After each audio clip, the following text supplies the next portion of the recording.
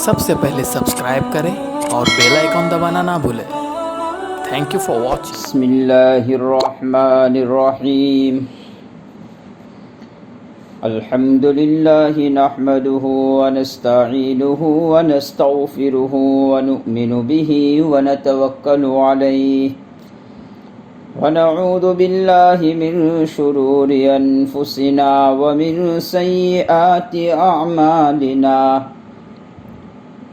من يهده الله فلا مضل له ومن يضلله فلا هادي له ونشهد أن لا إله إلا الله وحده لا شريك له ونشهد أن سيدنا ومولانا محمدا عبده ورسوله أما بعد فأعوذ بالله من الشيطان الرجيم بسم الله الرحمن الرحيم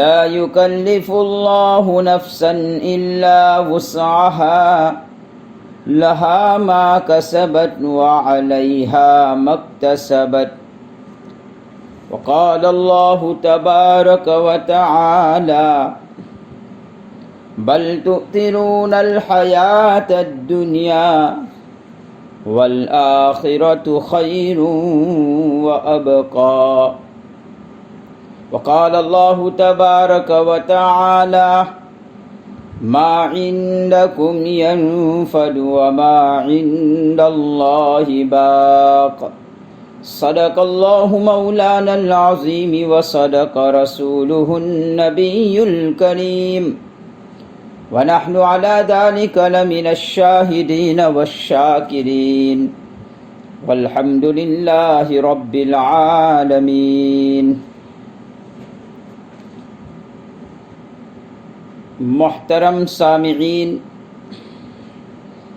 قرآن پاک کی چند آیات کریمہ میں نے اس وقت آپ کے سامنے پڑھی۔ ان آیات کا تعلق ایک اہم مضمون سے ہے۔ میں امید کرتا ہوں کہ ماہ مبارک کی برکت سے ہم اپنے اندر وہ جذبہ پیدا کریں جس کی وجہ سے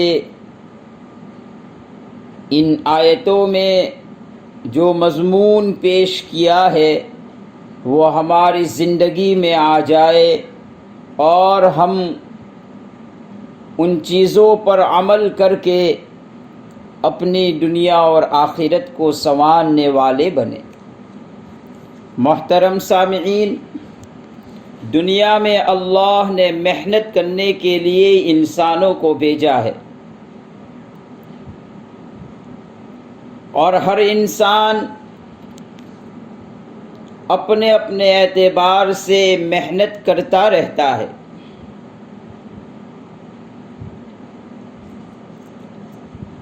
دنیا میں مختلف طرح کے مذاہب رکھنے والے لوگ ہیں۔ اگر ایمان سے خالی اور کفر سے بھرے ہوئے سینہ رکھنے والے جو لوگ ہیں وہ مادیت پر محنت کرتے ہیں، اور اہل ایمان کی صفت یہ بیان کی کہ وہ مادی چیزوں کو اسباب کے درجے میں رکھ کر وہ اصل آخرت میں سرخ روئی اور کامیابی والے جو اعمال ہے اس میں محنت کرتا ہے۔ اسی لیے فرمایا کامیاب وہ انسان ہے جس کی ترجیحات اللہ اور اس کے رسول کی بات ماننا بن جائے۔ ہر انسان اپنی بساط کے مطابق کوشش کرتا رہتا ہے، لیکن اصل انسان کو ترجیحات بدلنا پڑے گا۔ دنیا میں آئے ہوئے ہر انسان کی کچھ خواہشات ہے، کچھ آرزویں اور کچھ امیدیں ہیں۔ اب انسان کی کسوٹی یہاں پر پرکھی جاتی ہے اور یہاں پر دیکھا جاتا ہے کہ کیا وہ ان ساری خواہشات اور ان آرزوؤں کو پورا کرے یا نہ کرے، کن خواہشات اور امیدوں کو پورا کرنا انسان کے لیے اچھا ہے، کن آرزوؤں اور امیدوں کا پورا کرنا درست ہے اور کن آرزوؤں اور امیدوں کو پورا کرنا درست نہیں ہے۔ یہ اسے اسلام کی کسوٹی پر جانچنا پڑے گا، پرکھنا پڑے گا۔ اللہ اس کے رسول کے احکام کے مطابق اسے دیکھے، اگر اس کے مطابق ہے تو پورے کرنے میں کوئی منع نہیں ہے۔ ان آرزوؤں اور ان خواہشات کو اپنی زندگی میں لانا کوئی منع نہیں ہے،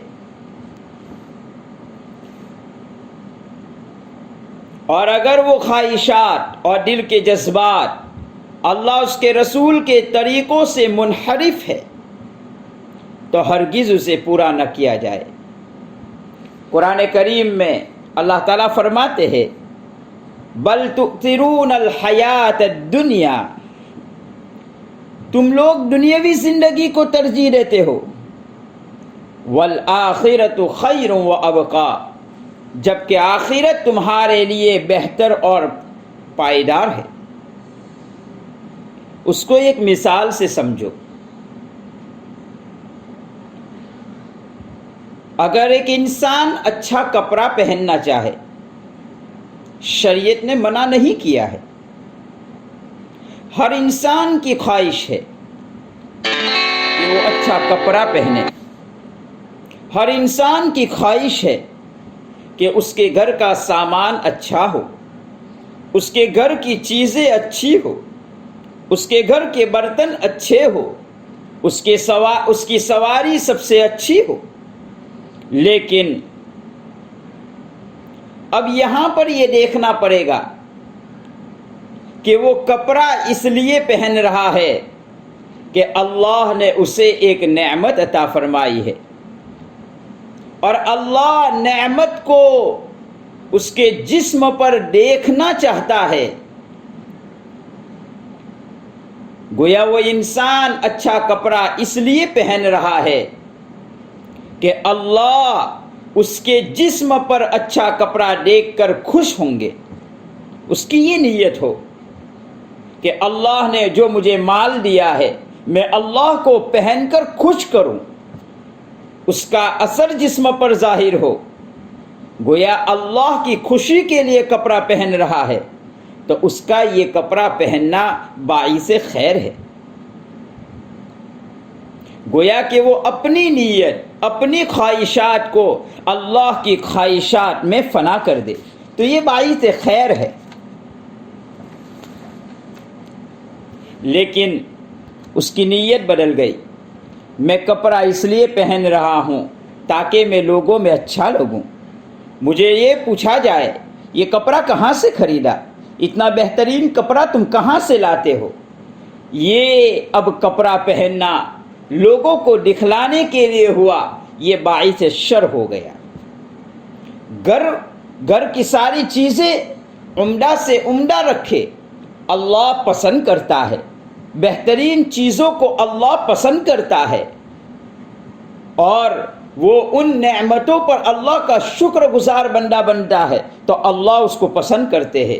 لیکن یہ گھر کی چیزوں کو اس لیے نمایاں رکھتا ہے، اس لیے بہتر رکھتا ہے تاکہ لوگ پوچھے یار یہ مکان کس کا ہے، یہ گاڑی کس کی ہے، تاکہ لوگوں میں امتیاز ہو جائے، لوگوں میں اس کا ایک عہدہ ہو جائے، لوگوں میں اس کی ایک نیک نامی ہو جائے کہ یہ بہت مالدار آدمی ہے، اس کی گاڑی سب سے اچھی ہے، اس کا گھر سب سے اچھا ہے، اور یہی سب چیزوں کے لیے وہ اپنی گاڑی بھی اچھی رکھ رہا ہے، اپنے گھر کو بھی بہتر بنا رہا ہے، تو یہ اس کی ترجیحات بدل گئی۔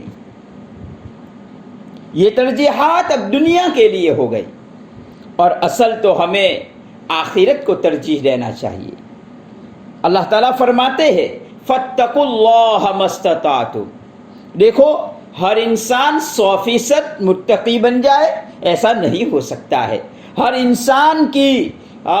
इंसान 100% उसकी सोच अल्लाह उसके रसूल के ताबे हो जाए ऐसा नहीं हो सकता है। इसीलिए अल्लाह ताला इस आयत करीमा में फरमाते हैं फत्तकुल्लाह मस्ततातुम, जितना तुमसे हो सके इतना अल्लाह से डरो, तुम कोशिश करो। इसीलिए नबी करीम सल्लल्लाहु अलैहि वसल्लम का इरशाद गिरामी है, बश्शिरू वला तुअस्सिरू, तुम खुशखबरी फैलाओ, तुम खुशखबरी देने वाले बनो, नेकी तंगी में लोगों को न डालो, तुम लोगों को सख्ती में न डालो। अल्लाह के नबी अलैहिस्सलाम ने फरमाया अद्दीन युस्रुन, दीन तो बहुत आसान है, दीन तो बहुत आसान है, जितना तुमसे हो सके तुम तुम्हारी थोड़ी सी सोच बदलो और तुम्हारा ये सोचना, तुम्हारा ये दुनियावी काम ये अल्लाह के लिए होना चाहिए, ये आखिरत के लिए होना चाहिए। तुम्हारे सामने आखिरत होनी चाहिए, तुम्हारे सामने दुनिया नहीं होनी चाहिए। देखो, एक आदमी बाजार जाता है, बाजार जाने के बाद वहां की बेशुमार चीजों को देखता है, वहां अच्छी अच्छी चीजों को देख रहा है। अब हर इंसान का एक मिजाज होता है कि वो उन चीजों को खरीद ले, तो अब वो खरीदने ही वाला है, वो उन चीजों को अपने यहां लाने ही वाला है, सिर्फ उसको थोड़ी सी नीयतों को बदलना है। नीयत क्या बदले? देखो, मैं ये फल फ्रूट इसलिए खरीद रहा हूं कि मैं मेरे बच्चों को खिलाऊंगा और अल्लाह ने मुझे अहलो अयाल की परवरिश का हुक्म दिया है। इस नीयत से न खरीदे कि मैं मेरे बच्चों में वाह करूंगा कि देखो तुम्हारा बाप इतनी महंगी चीज भी तुम्हारे सामने तुम्हारे लिए खरीद कर लाया। मेरे बच्चे बाहर को निकलेंगे और पड़ोसी को बतलाएंगे मेरा बाप इस तरह की चीजें लाया, इस तरह के फल फ्रूट लाया। तो पहली चीज वो इसलिए खरीद रहा है ताकि अल्लाह राजी हो जाए। उसको अल्लाह ने मुकल्लफ किया है अपने बच्चों की तरबियत का, अपने बच्चों की नशोनुमा का, अपने बच्चों की ज़रूरियात के पूरा करने का। तो ये उसकी नीयत आखिरत के लिए हुई। और दूसरी, ताकि वो पड़ोसियों के सामने उसके बच्चे वाह वाह करे, अपने बच्चों के सामने वो फ़ख्रिया अंदाज का इजहार करे। इसलिए अगर वो खरीद रहा है तो ये उसका खरीदना दुनिया के लिए हो गया। अगर वो अपने बच्चों के लिए ला रहा है लेकिन नीयतें उसकी दुरुस्त है, आखिरत को तरजीह दे रहा है, अल्लाह के अहकाम को पूरा कर रहा है, तो बच्चों को खिलाने पर भी उसे सवाब मिल रहा है। और दूसरी नीयतें है तो चाहे वो कितनी महंगी चीजें खिला रहा है, खिलाना तो हो गया लेकिन उसे सवाब नहीं मिलेगा। सहाबा किराम की तरजीहात बड़ी अजीब थी। एक सहाबी नबी करीम सल्लल्लाहु अलैहि वसल्लम के पास आए और कहा, या रसूल अल्लाह सल्लल्लाहु अलैहि वसल्लम, मैं मेरे घर को वसी करना चाहता हूँ, लेकिन मेरी दीवार की सिद्ध में एक दरख्त है फुला आदमी का। मैंने उससे कहा, या तो ये दरख्त मुझे फरोख्त कर दे, मुझे बेच दे, या तो तू उसे ऐसे ही छोड़ दे, मुझे हदिया दे दे। लेकिन वो दोनों चीज़ों से मना कर रहा है, न बेचने के लिए तैयार है, न वो ऐसे ही देने के लिए तैयार है। नबी करीम सल्लल्लाहु अलैहि वसल्लम ने जब उनकी बात को सुना तो उस दूसरे आदमी को बुलाया और कहा, आपका साथी बात तो माकूल कर रहा है, या तो उससे कीमत ले लो या उसे ये दरख्त को ऐसे ही छोड़ दो। उसने नबी करीम सल्लल्लाहु अलैहि वसल्लम के सामने भी दोनों बातों से इनकार कर दिया और ये कहा, न मैं कीमत लूँगा न ऐसे ही छोड़ूंगा। आप सल्लल्लाहु अलैहि वसल्लम के कहने पर भी न छोड़ा। हालांकि नबी करीम सल्लल्लाहु अलैहि वसल्लम ने ये बात भी इरशाद फरमाई, अगर आप इस दरख्त को छोड़ देंगे تو میں اللہ سے وعدہ کرتا ہوں اس سے بہتر درخت جنت میں دلواؤں گا، اور وہ درخت ایسا دلواؤں گا کہ تیز رفتار گھوڑا 100 سال تک دوڑتا رہے گا، پھر بھی اس کا سایہ ختم نہ ہوگا۔ میں اس کے بدلے میں آپ کو ایسا درخت جنت میں دلواؤں گا۔ لیکن پھر بھی اس آدمی نے منع کیا۔ ایک صحابی کھڑے ہوئے اللہ کے نبی علیہ اور کہا، اے اللہ کے نبی علیہ السلام، اگر میں اس کو راضی کر لوں، میں اسے آمادہ کر لوں، تو آپ نے جو جنت کی درخت کا وعدہ فرمایا کہ ایک درخت ملے گا جو اتنا لمبا ہوگا کہ 100 سال تک تیز رفتار گھوڑا دوڑتا رہے گا، پھر بھی اس کا سایہ ختم نہ ہوگا، یا رسول اللہ صلی اللہ علیہ وسلم کیا وہ درخت مجھے ملے گا؟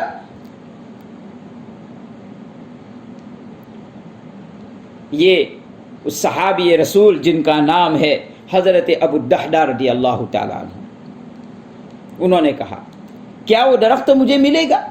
اللہ کے نبی علیہ السلام نے فرمایا ہاں آپ کو بھی ملے گا۔ حضرت ابو الدحداء رضی اللہ تعالیٰ عنہ اس آدمی کے پاس گئے اور اس سے بات کی کہ یہ درخت مجھے بیچ دو، لیکن اس نے منع کیا۔ تو حضرت ابو الدحداء رضی اللہ تعالیٰ عنہ نے کہا مدینہ میں فلاں باغ جانتے ہو؟ کہا ہاں جانتا ہوں۔ اس باغ کی خصوصیات بیان کی کہ اس باغ کی کھجوریں ایسی ہے کہ مدینہ میں ایسی کھجوریں کہیں نہیں ملتی۔ اس باغ میں ایک محل بھی ہے اور پانی کا کنواں بھی ہے۔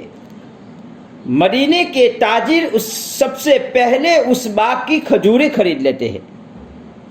یہ صفات والا باغ ہے، وہ باغ تم لے لو اور یہ درخت مجھے دے دو۔ حضرت ابو الدحداء رضی اللہ تعالیٰ عنہ کے باغ میں اس وقت 600 درخت تھے۔ کیا ترجیحات تھی حضرات صحابہ کی، اپنے دنیاوی باغ کو قربان کر رہے ہیں، اپنے دنیاوی سارا ذریعہ معاش اسی باغ کے ساتھ وابستہ تھا، لیکن اسے قربان کر رہے ہیں اور آخرت کو ترجیح دے رہے ہیں۔ ان کا منشا صرف یہ تھا ایک مسلمان کا گھر بن جائے، ایک مسلمان کی خیر خواہی تھی۔ حالانکہ حضرت ابو الدحداء رضی اللہ تعالیٰ عنہ کا پوری زندگی کا سرمایہ یہی ایک باغ تھا، آمدنی کا ذریعہ یہی باغ تھا، معاش کا ذریعہ یہی باغ تھا، رہائش بھی اسی باغ میں تھی۔ لیکن جس کے دل میں آخرت کا سودا ہو جائے اس کے لیے یہ کوئی حیثیت نہیں رکھتی ہے۔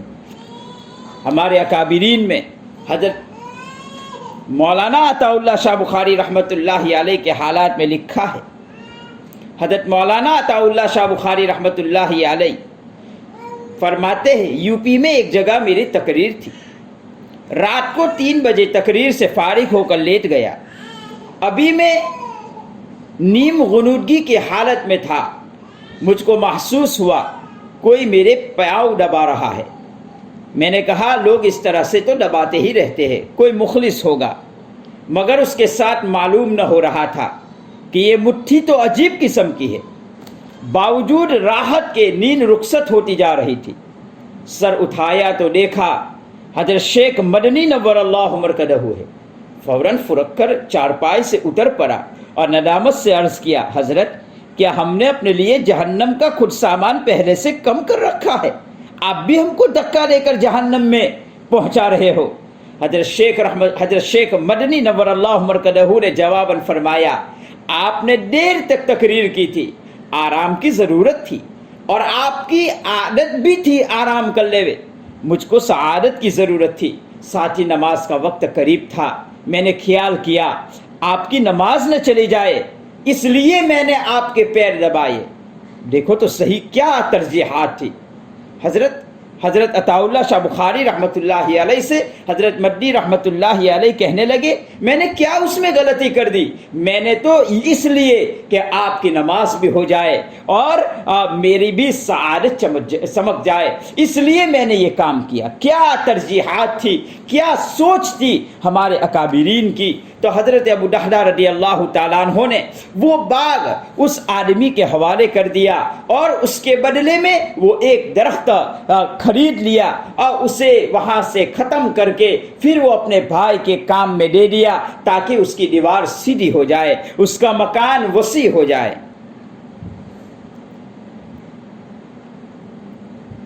بس حضرت ابو دحدہ رضی اللہ تعالیٰ عنہ کا منشا یہ تھا، میرے آقا کی تمنا ہے، بس بات ختم ہو گئی۔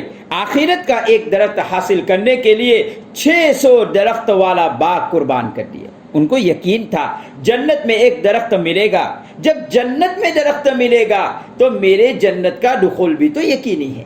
یہ بات ہے ترجیحات کی، آخرت کو مقدم کرنا، آخرت کو ترجیح دینا، مسلمان کی خیر خواہی کو مقدم رکھنا، مسلمانوں کو نفع پہنچانے کی کوشش کرنا، یہ حضرات صحابہ کا مزاج تھا۔ عجیب بات لکھی ہے، جب اس باغ سے بیوی بچوں کو باہر نکالا تو کیسے نکالا؟ باہر سے آواز لگائی، اندر داخل نہیں ہوئے، آواز لگائی یہ باغ بک چکا ہے، اب میں اندر نہیں آ سکتا، تم باہر آ جاؤ۔ بیوی نے سوچا یہ باغ جب بیچ دیا ہے تو اس سے بہتر باغ لیا ہوگا، اس سے بہتر محل تیار کیا ہوگا، اس سے فراوانی والا باغ ہوگا، اس سے اچھے میٹھے چشمے والا باغ ہوگا۔ جب باہر کو نکلے اور پتہ چلا کہ شوہر نامدار نے تو حضرت ابو دحدہ رضی اللہ تعالیٰ عنہ نے تو ایک درخت کے بدلے میں، جنت کے ایک درخت کے بدلے میں سودا کر دیا ہے۔ بیوی کہنے لگی بہت اچھا سودا ہے، مبارک ہو مبارک ہو۔ آخرت کو ترجیح دینے والے ایسے ہی ہوا کرتے ہیں۔ اللہ تو قدرداں ہے، اللہ جب بندوں کے اعمال کو دیکھتا ہے کہ یہ آخرت کے ترجیح دینے والے ہیں، یہ دنیا کے پرستار نہیں ہے، تو پھر اللہ تعالیٰ نے آیت اتار دی لن تنالوا البر حتى تنفقوا مما تحبون۔ تم اگر پسندیدہ چیزوں کو خرچ کرو گے تو تم اللہ کے محبوب بن جاؤ گے۔ یہ اللہ تعالیٰ نے ان کی شان میں آیت اتار دی۔ یہ صحابہ کرام تھے جو آخرت کو ترجیح دیتے تھے۔ میں آج کی مجلس میں تمام معزز سامعین سے یہی درخواست کرنا چاہتا ہوں، ہم بھی اپنے کاموں میں آخرت کا استحضار پیدا کریں۔ ہم بھی اپنے کاموں میں، چاہے دنیاوی کام ہو چاہے اخروی کام ہو، اس میں آخرت کو سامنے رکھنے والے بنے، دنیا کی کوئی غرض ہم سے وابستہ نہ ہو۔ یہی رمضان مبارک ہمیں اس عمل کی طرف بھی ابھار رہا ہے کہ اگر رمضان مبارک میں ہمارا ہر کام اللہ واسطے ہو گیا، ہمارا ہر سوچنا اللہ واسطے ہو گیا، ہمارا ہر عمل اللہ کے لیے ہو گیا، آخرت کے لیے ہو گیا، تو ممکن ہے رمضان مبارک کی برکت سے اللہ آئندہ 11 مہینے بھی ہمیں اللہ کے لیے کام کرنے والے بنائیں گے۔ بہرحال مسلمان کی ایک صفت یہ ہے، وہ ہمیشہ آخرت کو ترجیح دیتا ہے، وہ دنیا کو ترجیح نہیں دیتا ہے۔ اللہ عمل کی توفیق مجھے بھی عطا فرمائے، آپ سبھی حضرات کو عطا فرمائے۔ وآخر دعوانا ان الحمد للہ رب العالمین۔